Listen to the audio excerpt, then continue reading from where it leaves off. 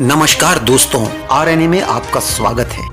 प्रधानमंत्री नरेंद्र मोदी ने शुक्रवार को ईद उल फितर, अक्षय तृतीया व भगवान परशुराम जयंती के अवसर पर देशवासियों को शुभकामनाएं दी हैं। प्रधानमंत्री ने ट्वीट कर लिखा, सभी के अच्छे स्वास्थ्य और कल्याण के लिए मैं प्रार्थना करता हूं। हम सब मिलकर वैश्विक महामारी को दूर कर सकते हैं और मानव कल्याण को आगे बढ़ाने की दिशा में काम कर सकते हैं। यह पावन पर्व कोरोना महामारी पर विजय के हमारे संकल्प को साकार करने की शक्ति प्रदान करे।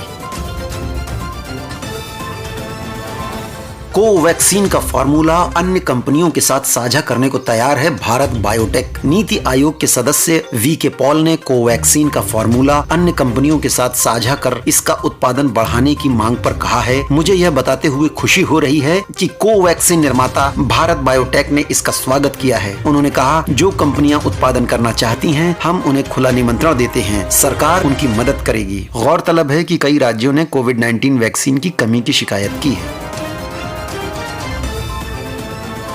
प्रधानमंत्री नरेंद्र मोदी ने शुक्रवार को वीडियो कॉन्फ्रेंसिंग के जरिए किसान सम्मान निधि योजना के तहत 8वीं किश्त जारी की। इसके तहत देश के करीब 9.5 करोड़ लाभार्थी किसानों के बैंक खातों में 19,000 करोड़ रुपए भेजे जाएंगे। इस दौरान प्रधानमंत्री ने बंजर जमीन को जैविक खेती के लिए उपयुक्त बनाने वाले आंध्र प्रदेश के किसानों की तारीफ भी की। इस योजना के तहत अब तक किसान परिवारों को 1.15 लाख करोड़ रुपए हस्तांतरित किए जा चुके हैं।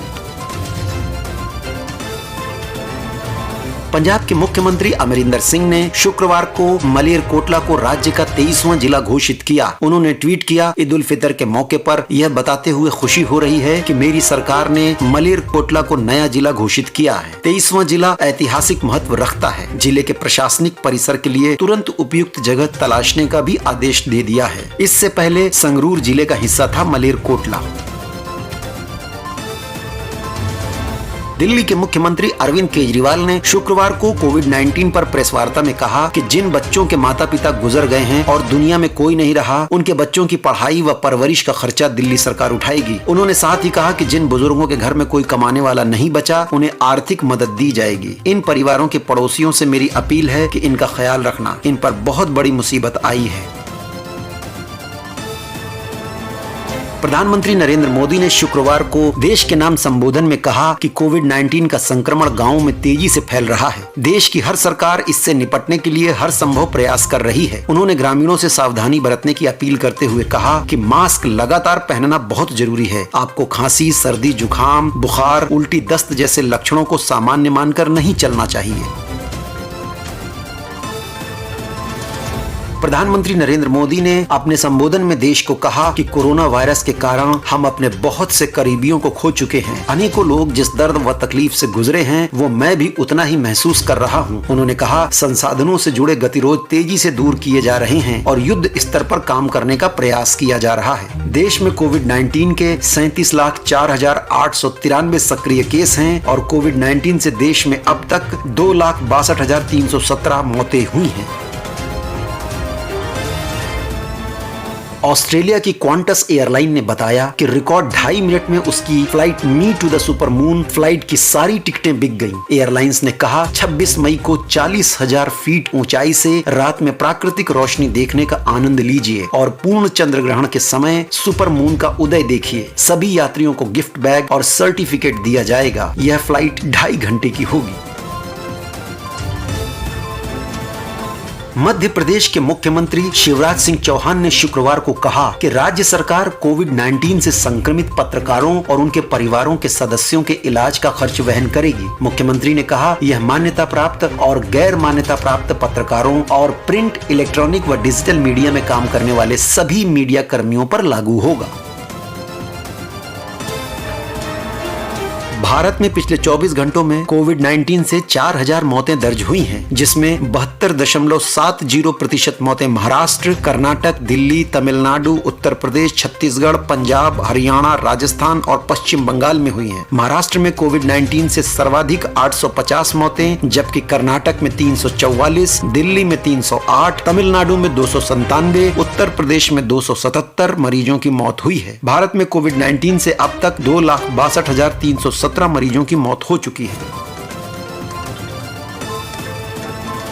WHO के प्रमुख टेड्रोस एधेनॉम घेब्रेयेसस ने शुक्रवार को कहा कि कोविड-19 से अब तक 33 लाख लोगों की जान जा चुकी है और इस वैश्विक महामारी का दूसरा साल इसके पहले साल से कहीं ज्यादा घातक रहने वाला है। उन्होंने कहा कि सार्वजनिक स्वास्थ्य के कदमों और टीकाकरण के मिश्रण से जिंदगियों और आजीविकाओं को बचाया जाना ही एकलौता रास्ता है। वैक्सीन की सप्लाई अब भी एक चुनौती बनी हुई है।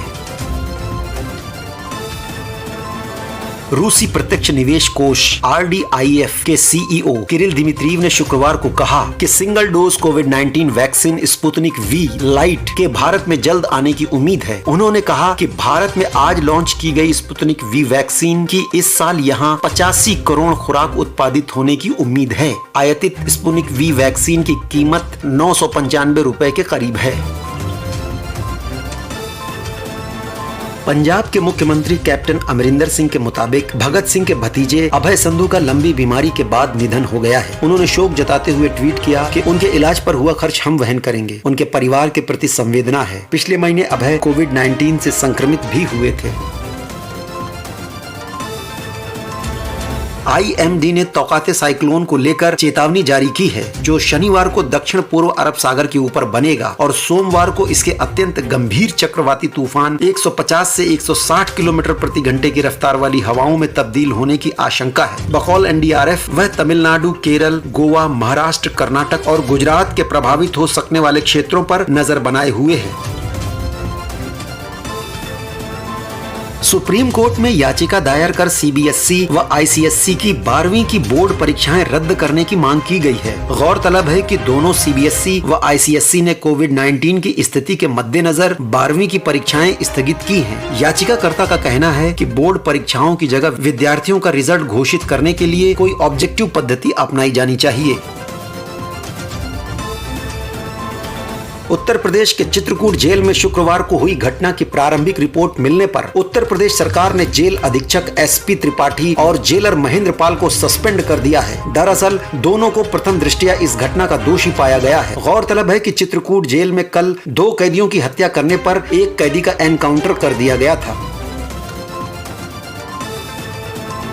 चीन की स्पेस एजेंसी CNSA ने कहा है कि 9 मिनट तक डर की स्थिति रहने के बाद उसका रोवर जुरोंग मंगल ग्रह पर सफलतापूर्वक लैंड कर गया। रोवर ग्रह की सतह की मिट्टी व वातावरण का अध्ययन करेगा और प्राचीन जीवन के संकेतों की तलाश भी करेगा। तियानवेन 1 अंतरिक्ष यान के जरिए जुरोंग मंगल ग्रह पर पहुंचा है।